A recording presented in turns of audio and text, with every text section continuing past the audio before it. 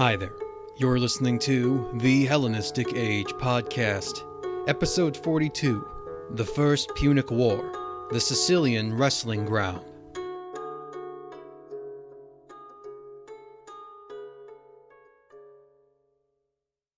In the year 276, King Pyrrhus of Epure had left behind the island of Sicily on a warship in order to continue his war with the Roman Republic.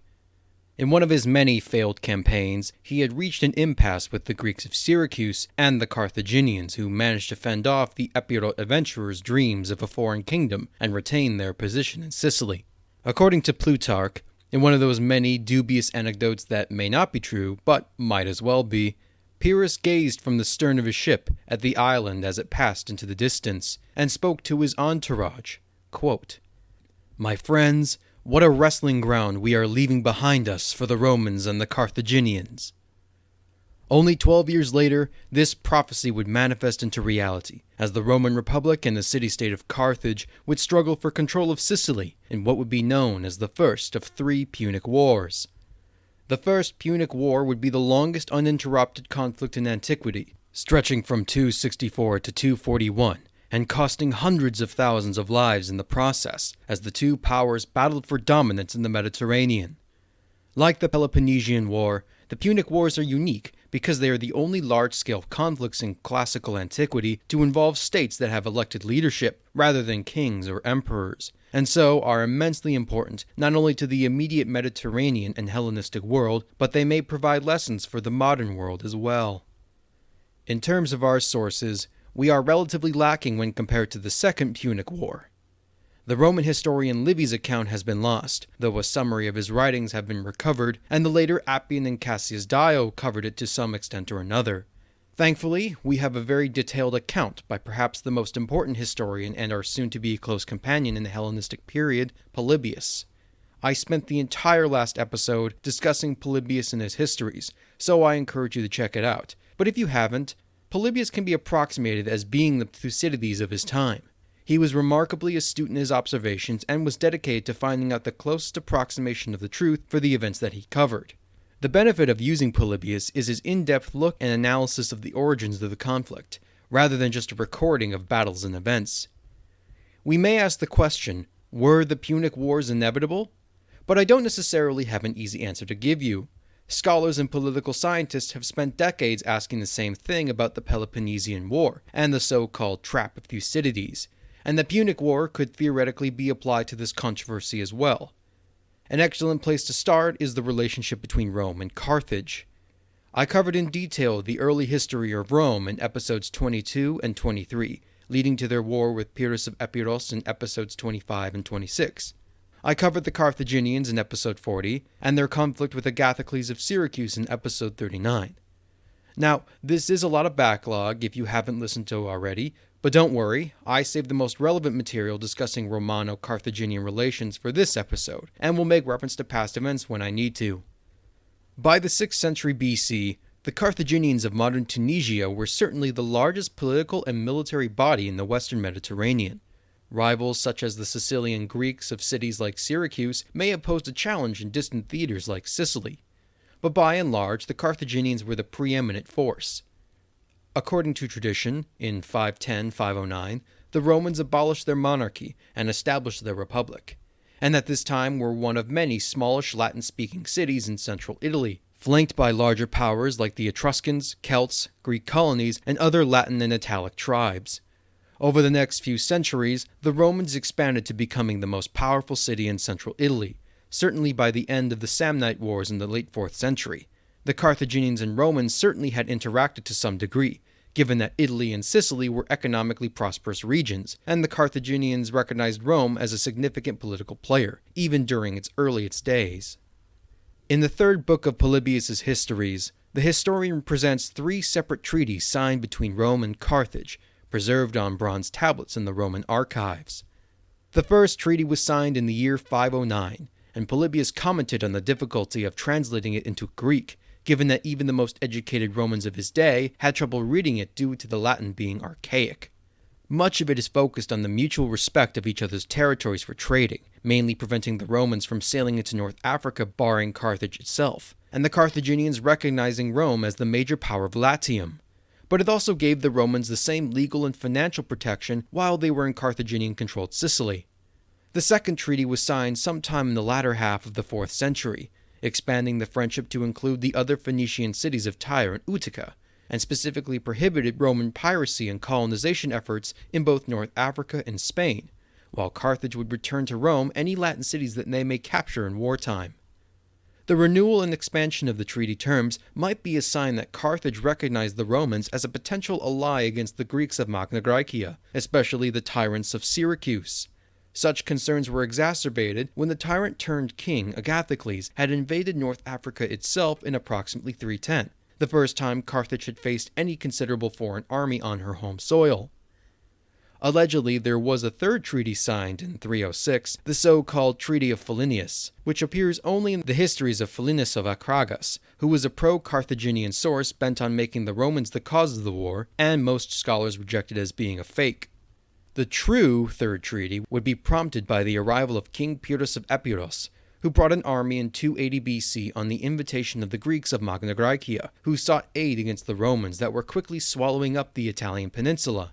Initially, the war went well for Pyrrhus, but issues regarding their seemingly endless supply of Roman manpower and their unwillingness to quit was taking a toll on his own army, and given the Epuric conqueror's inability to fixate on any one task at a time, it was little surprise when he turned his attention to Sicily in 278. The city of Syracuse had suffered tremendous instability since the death of Agathocles in 289, and Pyrrhus had a son by Agathocles' daughter, Lanassa, so he could argue his legitimacy in claiming rulership over Greek Sicily. The Carthaginian cities on the western portion of the island proved to be a stumbling block, and by 276, the Greeks were tired of Pyrrhus' presence and refused to provide him any further assistance for his planned invasion of Africa, and so Pyrrhus was sent back to Italy. In 275, the Romans had smashed the Epure army at Beneventum, forcing Pyrrhus back to Epirus and the Greek peninsula, where he would die an ignominious death in Argos only a few years later. The Romans and the Carthaginians had mutually recognized the threat of Pyrrhus, and in 278, the Third Treaty was signed, which required that both parties would have to be jointly present during any negotiations or alliances made with Pyrrhus, in addition to some sort of logistical or financial support for one or the other. An incident suggests that the Carthaginians had sent about 120 warships with the offer of aid, which the Romans declined, but they did use Carthaginian transports to carry Roman troops to Rhegium to sabotage Pyrrhus' shipyards. By 275, Romano-Punic relations seemed to be better than ever, though the military alliance signed in 278 seemed to be born more out of the urgency of the Pyrrhic threat rather than a growing sense of camaraderie. The clause regarding joint signatures and alliances indicates that both parties did not completely trust one another, and the polite refusal of Carthaginian troops by the Senate, along with the lack of direct military support in Sicily, suggests neither side wanted direct intervention on their respective territories. Still, nothing necessarily suggests that the Romans and Carthaginians had any intention of conflict. Yet, over the next 10 years, circumstances would begin to change the political landscape, particularly in regards to Sicily, and cause both powers to directly butt heads, and ultimately lead to the outbreak of open warfare. In 272, the Romans managed to subjugate Tarentum and the last resisting cities of Magna Graecia, thereby extending Roman control from Latium and the surrounding center all the way to the south of the peninsula. The submission of the Greeks, Samnites, Oscans, and other various Italian peoples had now expanded the Roman sphere of influence further than ever before, but they were now only miles from the shores of Sicily. This provided a huge boost to the Roman economy, not only from the booty and slaves accumulated from the wealthy cities of Magna Graecia, but also the access to the trading routes that linked to North Africa. The creation of at least 10 different colonies from 289 to 263, and the seizure of the Bruttian forests, some of the finest timber for shipbuilding in all of Italy, indicated that the Romans had sought overseas trading ventures at the very least. Some scholars have offered a different interpretation to these events, believing it to be part of a conscious plan that was anti-Punic in nature, as the Carthaginians themselves had been expanding their power in Sicily during the cleanup of Pyrrhus' operations. These colonies, mainly military in function, were on the side of the Italian toe facing North Africa and Sicily. The seized timber supplies could be used to build a great navy to combat the Punic fleet as well. There seems to be little evidence of the Carthaginians preparing for such a conflict. But it might also be fair to say that perhaps the Romans had nothing urgent to fear from the Carthaginians. After all, it seemed to be business as usual in Sicily, with neither the Greeks nor the Carthaginians able to decisively push one another off the island, with the eastern portion belonging to the former and the western portion to the latter. The situation that would heighten political tensions between both powers would take place on Sicilian soil. One of the recent political developments of importance was the ascent of the crowned king of Syracuse, a man known as Hero or Hiron II. Hero was a Syracusan nobleman that earned his prowess serving as a general under Pyrrhus, and shortly after the king had left, he was made the general of a rogue army, and eventually managed to set a coup in motion in 275 that had left him the tyrant of Syracuse. Much like his political predecessor Agathocles, Hero managed to be declared king in 268 thanks to his victory over a group known as the Mamertines.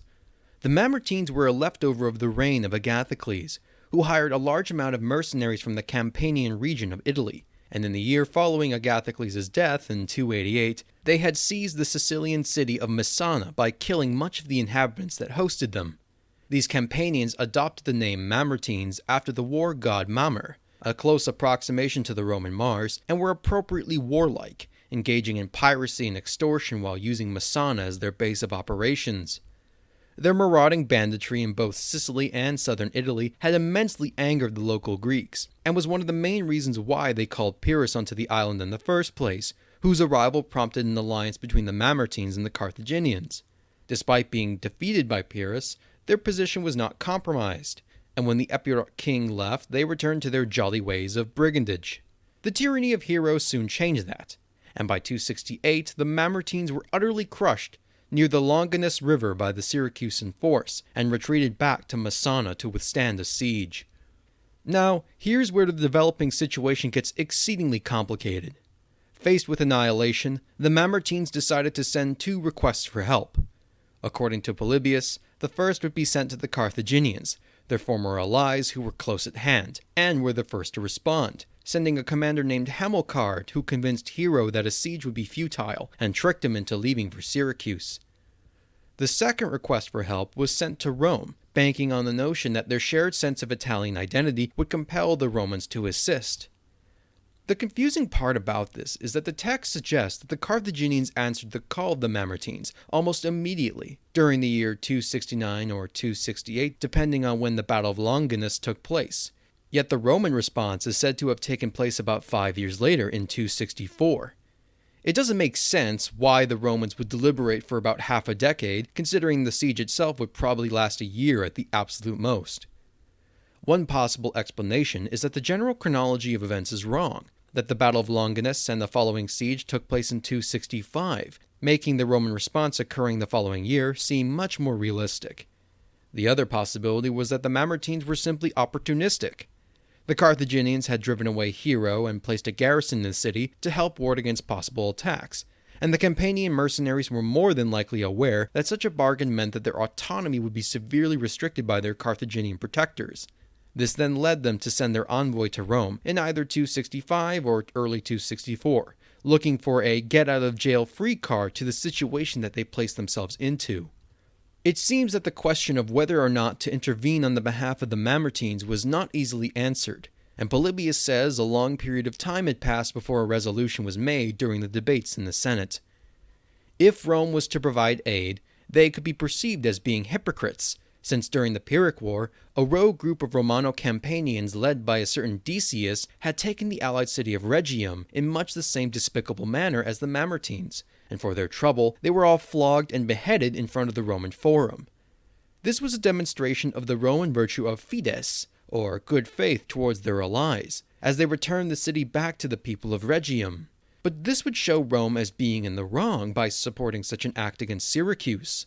Polybius points out that the eagerness of the warhawks of the Roman nobility was driven by their desire for military glory, something that would be the root cause of later Roman conflicts, both foreign and domestic, and the common citizenry of Rome would not turn away from the prospect of acquiring plunder from the prosperous Sicilian cities. Never mind that, Sicily was a breadbasket of the Mediterranean, and would be capable of feeding the exploding population of Rome and Italy.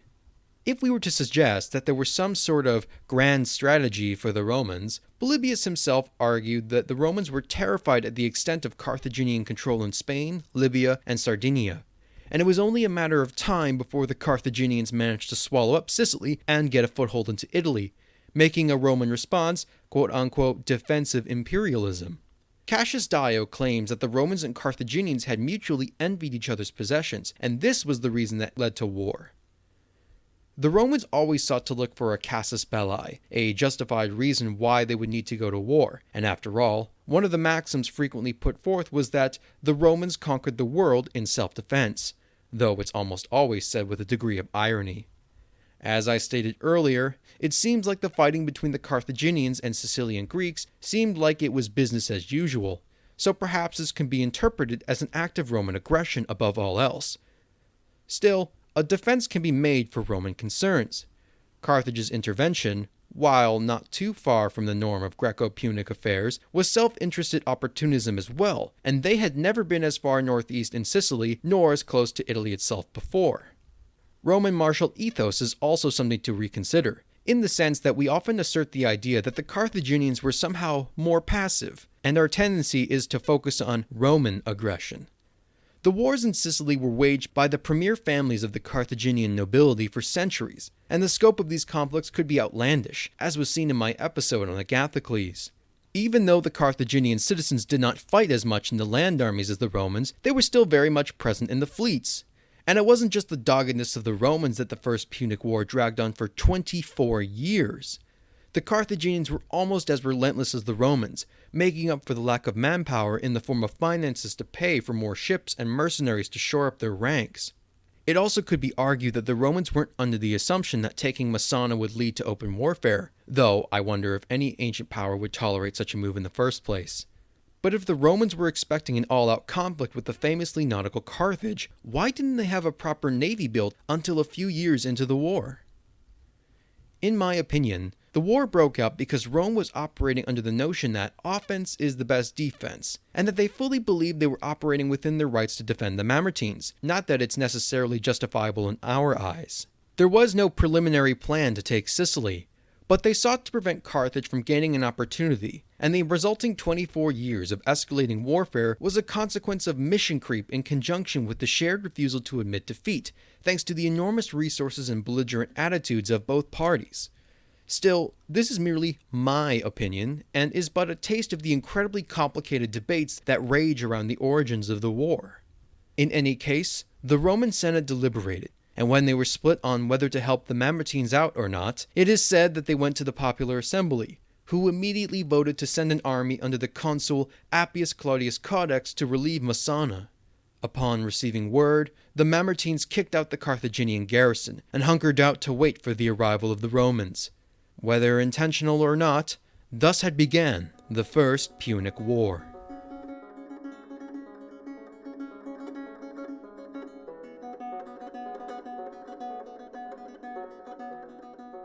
In the year 264, Claudius and the consular army had crossed the Strait of Messina and entered Sicily, making this the first, and certainly not the last, time in history where Roman boots would step upon non-Italian soil. By this point, the garrison had been forcibly removed from Messana by the Mamertines, but was allowed to return peacefully back to Punic territory, though the unlucky Carthaginian commander involved had been crucified for his blunder. The vulnerability of the Mamertines actually prompted King Hero to make an alliance with the Carthaginians to besiege the city, a testament to the disruption that the campaigning expatriates caused during their decades-long stay. Claudius's transport ships that had crossed the straits had skirmished with a number of Carthaginian vessels, but nothing major seems to have occurred that would later be seen in the engagements at Ecnomus or Japana. As evidence that large-scale warfare was not necessarily the desired outcome, negotiations were promptly opened up between all parties, and even a number of prisoners and captured ships were returned under good auspices by the Carthaginians to the Romans. Claudius argued that Rome had no interest in keeping Messana, rather that they wished to protect the independence of their allies, which would include the Mamertines since they were originally from Italy. Understandably furious, Hero shot back at the ridiculousness of the Senate's seemingly altruistic motives to protect a gang of murderers, plunderers, and robbers, and quickly left the table. The Carthaginian general Hanno had also reached an impasse with the Romans, but warned them that should they continue along this path, Carthage, quote, would never permit the Romans even to wash their hands in the sea.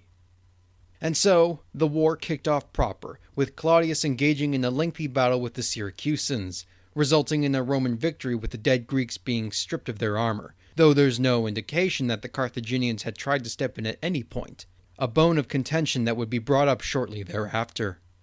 It seems that the Romans were initially under the impression that they would be mainly fighting against King Hero, rather than the Carthaginians, and Claudius appropriately made a beeline to Syracuse while attacking the surrounding Greek settlements along the way. The consul wanted to besiege the city, an ambitious effort given that Carthage had unsuccessfully attempted to do so for almost 2 years during the tyranny of Agathocles, but the 1-year limit of the consul's term required Claudius to return back to Rome. In 263, both consuls Manius Ottocilius Crassus and Manius Valerius Maximus went to Sicily, bringing with them approximately 40,000 troops, a sizable invasion force by any standards of the time. With prospects of such a formidable army and the lack of success so far in the campaign, Hero realized the situation he found himself in. Sure, he may have allied with the Carthaginians out of a hatred of the Mamertines, but Hanno didn't seem to make much of an effort to uphold the alliance when Claudius routed the Syracusan army the previous year, and with 40,000 Italian soldiers taking vast swaths of countryside and preparing to besiege the city, there seemed to be only one logical outcome. Hero sued for peace, which the consuls happily accepted, and allowed him to remain the ruler of Syracuse along with a nominal amount of cities under fealty, but under the stipulation that all Roman prisoners be returned without ransom, and a payment of 100 silver talents be made for the trouble. Surprisingly, the king of Syracuse would remain a steadfast Roman ally throughout the war, providing essential supplies when the Roman lines were stretched thin, down to his death nearly 50 years later in 215. In all honesty, not having to besiege Syracuse probably resulted in mixed feelings among the Roman camps. One part relief, given that the city was ultimately a fortress and would have seriously hampered the efforts of the Romans. But it also meant that your average rank-and-file legionary would miss out on the opportunity to collect vast amounts of booty. By the end of the year, the consuls returned back to Rome with some of the army to reduce the pressure on their logistics, and in 262, the new consuls Lucius Postumius Megellus and Quintus Mamilius Vitullus arrived in their stead. During all of this, the Carthaginians were preparing for an eventual clash with Rome as well, perhaps hoping that Syracuse would have stymied their progress. But they hired mercenaries from Iberian and Celtic regions across modern Spain and France in an effort to bolster their own forces, after seeing the extent to which Rome would ferry troops across. Agathocles' invasion of Africa in 310 certainly appeared to be an existential threat at the time, but Carthage never truly faced a rival that had the resources to match them. And the one resource that the Romans had was manpower. Lots of it.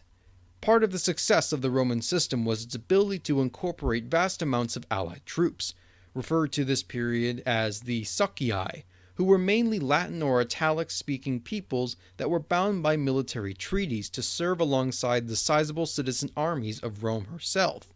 The military capacity was staggering, and based upon records given to us by Polybius that date just prior to the Second Punic War, the Romans could potentially draw upon a pool of approximately 740,000 infantrymen.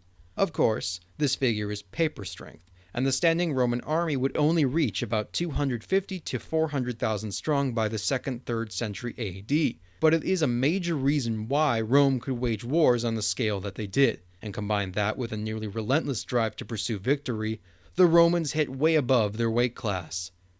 Carthage, while lacking the citizen body to match Rome's, was a financial juggernaut, powered by the prosperous North African and foreign territories they held sway over, allowing them to afford mercenaries from across the Mediterranean world, which could perform just as well as a citizen army given the right circumstances. In addition, the Carthaginians were also masters of the sea, a hegemony that was carefully maintained for almost 3 centuries through advanced ship designs and talented navigators, while the Romans were largely landlubbers. Of course, things would soon change, but we'll come to that in due time. The year 262 would result in the first land engagements between the Romans and the Carthaginians. Centered at the city of Acragas, Hannibal, son of Gisgo, was still waiting for many of the mercenaries to arrive, and was focused more on defense, as the arrival of the consuls to Acragas meant a protracted siege. This wasn't any easier for the Romans. After all, Acragas was the competitor with Syracuse for being the greatest city in Greek-controlled Sicily, and some unlucky legionaries were picked off by skirmishing Punic troops while out foraging for grain. Still, Hero's stream of supplies from the nearby settlement of Herbessus allowed the Romans to continue the siege for the next 5 months, while the Carthaginians inside had begun to starve, their numbers swollen with refugees that put immense strain on the city's supplies. Luckily for Hannibal, a Carthaginian commander known as Hanno the Elder had come to the rescue with an army to match the Roman consular armies in size, reportedly 50,000 infantry, about 6,000 cavalry, and 60 war elephants. Hanno quickly overran Herbessus, meaning that the besieging Romans were themselves trapped without any supplies, and they too had begun to starve and suffer from epidemics amidst the squalid conditions of the camps and malnutrition. In a moment of desperation on the part of the Romans, a body of cavalry was sent out to meet the advancing Carthaginian force. While Roman cavalry is often unfairly perceived as being second-rate, they simply were unable to match the famed riding skills of the Numidians, whose semi-nomadic lives were spent navigating the often arid regions of modern Algeria and Tunisia on horseback from a very young age. These light cavalrymen were sent out from the main body of the Punic army, taunting the Romans by riding close to their camp and harrying them with war cries and missiles. In the heat of the moment, the Roman horses chased after these Numidians, who retreated just out of reach into the Carthaginian infantry line, and they were faced with an onslaught of African troops, with only a few survivors managing to make it back to the Roman camp, with the Numidians harassing them the entire way. This amazing talent for riding would be one of the major contributing factors for Rome's eventual victory in the Second Punic War, when they were able to negotiate an alliance between themselves and the Numidians under the chieftain turned king Massinissa. But that's a story for another time. With this success, Hanno pushed further and fortified a nearby hill known as the Taurus, and both parties remained where they were for the next 2 months, though the cries for help from Hannibal and Acragas meant decisive action needed to be taken. The Roman and Punic armies lined up for battle sometime in late 262, early 261. The Romans arranged in the tried and true manipular formation, with 3 staggered lines of the sword and shield-wielding Hastati and Principes, along with the spear-wielding Triarii in the back. The Carthaginians held reserves of Libyan warriors armed in the hoplite manner, various Celtic and Iberian swordsmen, along with the Numidian horsemen and war elephants positioned behind. Clashes soon broke out, the Romans fighting with a ferociousness driven by starvation and pent-up aggression, and the feeling was mutual on the Punic line. The mercenaries hired by the Carthaginians faced the brunt of the Roman buzzsaw, and found themselves being hemmed in by the advancing legionaries and the elephants and cavalry behind them. The pressure soon became too much, and the mercenaries broke their stations and fled, with the Romans overwhelming the Carthaginian forces in the struggle, and the consuls were victorious. In the aftermath, the exhausted Romans had been careless in arranging their sentries, and Hannibal, with whatever was left of the remaining Carthaginian garrison in the Acragas, managed to escape past the Roman lines. In a mixture of fury and excitement, the Romans broke into the now defenseless Acragas and carried out a massive sack, plundering the city's treasures and carrying off some 25,000 captives for the slave markets in Rome. Not an unexpected outcome for a city that held out under siege for as long as it did. When word reached back to Rome regarding the Battle of Agrigentum, for Acragas would soon be renamed by the Roman conquerors, the Senate was ecstatic at both the success on the battlefield and the vast amounts of plunder that essentially paid for the war. The mission of protecting the Mamertines' independence had transformed into subduing the king of Syracuse, and now, yet again, the parameters had changed. With the Romans now confident that they could defeat the largest of Carthaginian armies, and with the treasury filled to the brim with Sicilian gold and silver, the Senate made up their mind on doing what the Greeks had failed to do for centuries: drive the Carthaginians out of Sicily and take the island for themselves. Agrigentum would be the first of 4 pitched battles to be fought during the entirety of the First Punic War, but these would be land engagements. If Rome was to win the war, they were going to have to turn their attention from exclusively terra firma and look towards the sea, where they will do far more than merely washing their hands.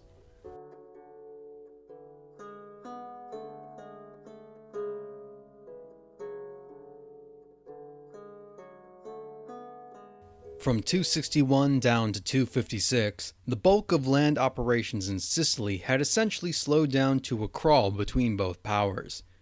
Minus one or two skirmishes, the vast majority of events would be taking place in the Mediterranean Sea. Prior to the outbreak of the war, Carthage was the uncontested hegemon of all things nautical, something we covered extensively in episode 40, and the Romans were uncomfortable with dipping their toes, so to speak. The pressure to change this attitude was exacerbated by the fact that Hero was the only thing keeping the bellies of the legions full in the midst of a disrupted supply line, and Carthaginian raiding parties were sailing up and down the coast of Italy and harassing Roman ships as well. Now, it isn't true that there had been no Roman navy in the past, but the extent of shipbuilding was centered around the production of triremes in the late 4th century, which was an older and cheaper model than the more advanced quinquereme and quadrireme that were the norm in the Hellenistic and Carthaginian navies. Almost 50 years later, in 261, after the Battle of Agrigentum, the Romans were to initiate an extensive, and expensive, building program to add the most advanced ship designs in vast numbers to their navy. According to tradition, as put forward by Polybius, during the initial crossing of the Strait of Messina, a Carthaginian vessel that was overly eager in its pursuit of the Roman ships had accidentally sailed into shallow waters and beached itself, completely intact and promptly captured by the Romans. The advanced designs of this quinquereme devised by Carthaginian shipbuilders were now to be copied by the Romans, and it would form the prototype model for the entirety of the Roman fleet. Archaeological evidence, based upon the recovery of Punic shipwrecks dating to this period, also indicates that one of the additional advantages of the Carthaginian model was that each piece of the ship had a unique symbol that followed a template and allowed for standardized construction, similar to how model kits are built by hobbyists today. The effects were obvious. Initial efforts were slow and clunky, but through the application of Punic building techniques, hired shipwrights, and undoubtedly slave labor, they managed to produce 100 quinqueremes and 20 triremes, going from cutting the trees down to a sea-ready vessel in 60 days, according to Pliny the Elder. This is a phenomenal feat by any standards of the time. And to prepare the rowing crews during the construction, Polybius claims the rowers would sit upon makeshift rowing benches on the beach and practice the motions to be as synchronized as possible. This is a very dramatic portrayal of the birth of the Roman navy, and certainly there is criticism by modern scholars that suggests that some elements are played up to be more narratively appropriate, since the Romans probably had borrowed designs from the Greeks of Syracuse or the other cities of Magna Graecia. Still, there is evidence from other periods of practicing rowing on land and the benefit of Carthaginian ship construction, so we can't immediately discount it either. The fleet would be ready by the beginning of 260, and headed by the consul Gnaeus Cornelius Scipio, a member of the Scipiones branch of the Cornelii that would become so intertwined with the destinies of Rome and Carthage throughout all 3 Punic Wars. Gnaeus was given command of 17 ships to meet the rest of the fleet at Messana, but when the prospect of taking a town by treachery proved too irresistible to ignore, the consul unwittingly sailed himself into Punic captivity off the Lipari Islands, an act that would later earn him the moniker Asina, or Jackass. The other consul, Gaius Duilius, was in control of the land forces, but when word reached him of Gnaeus' capture, he quickly left the army to take control of the fleet and meet the Carthaginian navy that had gathered off the shore of Mylae, the modern Milazzo. Hannibal, the very same Punic commander who escaped from Acragas the year earlier, was stationed with the Carthaginian fleet of about 130 vessels, somehow managing to avoid the fate of some of his contemporaries who were crucified for their failed generalship. The capture of the consul and his 17 ships was an unexpected event, and the Roman navy managing to ambush one of the subordinate Punic generals' fleets was also unexpected. But the general impression was that for all the Romans building projects, they were no more masters of the sea than a child playing with a toy boat in a pond. Reports came in that the Romans had deployed the remaining 100 or so of their ships, and were headed for what seemed a suicide mission. The Carthaginian sailing expertise could allow them to spin circles around the landlubber Romans, who no doubt would try the rather primitive method of simply ramming the Carthaginian ships head-on in a futile effort, while Punic warships could skillfully maneuver around and shear the enemy's oars off and kill or maim the unlucky rower, or ram the Roman ships with little damage to their own. Hannibal, at the helm of the flagship originally taken from Pyrrhus of Epirus, was feeling confident at his prospects. Yet, as the Roman fleet slowly approached in the distance, something was familiar, yet wasn't quite right. Instead of being staffed with the rowers and usual ship hands, the Roman quinqueremes were absolutely stuffed to the brim with what appeared to be heavily armed infantry. And even more bizarre was an unusual projection sticking upright and anchored to one of the main masts by a series of pulleys and ropes. When the two finally came head to head, this projection, actually a gangway plank fitted with a large iron spike, pivoted around the mast and was released, crashing down and embedding the spike into the Carthaginian deck, tying the boats together like some parasitic twin. The Roman marines swarmed the gangplank like ants across a log, and began to hack at the lightly armed Carthaginian seamen, ship by ship, until the Punic force was shattered. This device is known as the Latin corvus, or the Greek Korax, a reference to its similar appearance to a raven's beak, and in Polybius' opinion, it was a decisive innovation on the part of the Romans. If the Romans could not match the Carthaginian navy in technical skill, they could turn a sea battle into a land one instead, where they held the advantage. The Battle of Mylae, therefore, had taken an unexpected turn, as 30 Carthaginian ships were captured in the initial attack, and another 20 were taken with little resistance as the Punic forces tried to overcome their shock of the scene, including Pyrrhus' famed septireme, though Hannibal once again managed to escape. Like with the rest of Polybius' description of Rome's emergence on the naval scene, the impact of the corvus has come under question. Because it appears so predominantly in the narrative for about 4 years, and disappears entirely after 256, it is highly likely that it was no longer implemented because it was either cumbersome for the ship, or the Carthaginians developed a countermeasure shortly thereafter. In addition, such boarding tactics were already used in classical Greece and the Hellenistic period, but it was apparently a novelty enough to surprise the Carthaginians to allow for several Roman victories. The success at Mylae was a huge morale booster on the behalf of the Romans, as Gaius Duilius was given the first naval triumph in Roman history, which is also the first of many Roman triumphs to include Carthaginian-born captives in the procession, as recorded in an inscription on one of the surviving victory monuments dedicated to Duilius, the Columna Rostrata. After Mylae, the Romans were able to press on the Carthaginian weakness by rescuing a besieged Segesta and capturing the town Masella. Hannibal once again tried to raise a fleet to fend off the Romans, but was quickly trapped in a harbor off the coast of Sardinia, and lost many of the ships. For his incompetence, Hannibal was forcibly retired by the Carthaginian Council of 104, and spent his final days strapped to a cross. From 259 to 257, relatively little was accomplished, though a brief naval engagement led by the consul Gaius Attilius Regulus off the coast of the Ionian Islands turned from disaster to a Roman victory. At the moment, it seemed that the direction of the war was to be determined by the actions on the sea, and so throughout the rest of 257, the Romans and Carthaginians aggressively built up their navies for a showdown off of Cape Ecnomus, modern Licata in southern Sicily. Amazingly, this would be the largest sea battle ever to be fought in the ancient world.